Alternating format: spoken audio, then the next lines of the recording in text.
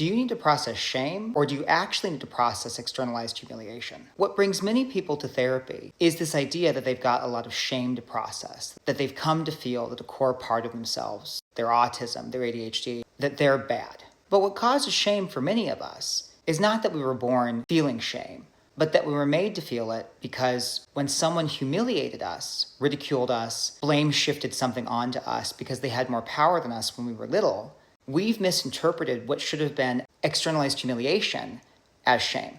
And here's the difference. Shame and externalized humiliation feel the same. They're usually caused by an incident in which something not right happens to us, something bad happens to us. Shame takes that painful moment and turns it inward. It's my fault. I must have caused this. I need to do something different.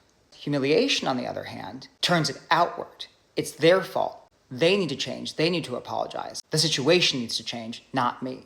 When you're growing up and things happen that humiliate you, like your dad drunkenly drove you to the convenience store to pick up cigarettes as a 9-year-old and told you to go in to ask for them. And even though I said, no, I don't want to do that and I can't do that, I'm too young, you get screamed at. And so you go into the store and you ask for the cigarettes and they refuse to sell them to you.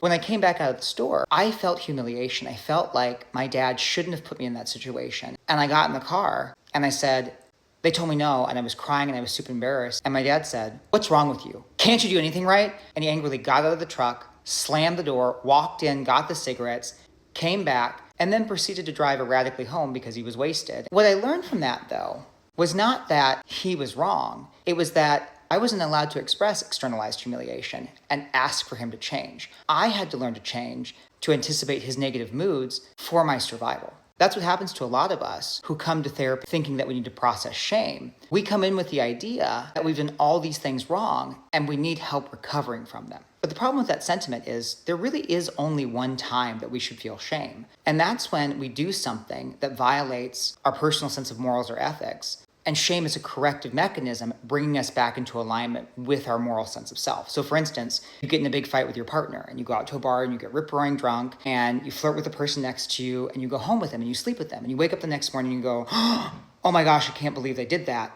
I'm a horrible person. I feel shame because I'm in a monogamous relationship. What do I need to do to apologize? What do I need to do to make this right? That's really the only time that we should legitimately feel shame. But people come to therapy all the time with shame about how they were made fun of because of their autism. And the reason why I'm so particular, and I think it's important for you to think about, is it shame or is it externalized humiliation, is that if it's externalized humiliation, on its face, you should reject the feeling of shame. You should reject any kind of ownership that it was you that was bad or wrong, and that instead, the other person was in the wrong, and they should have taken accountability for it. That should have been the other person making the environment safer, not you trying to figure out pathways to survive. You should never have to apologize for doing something that allowed you to survive, let alone feel shame about it.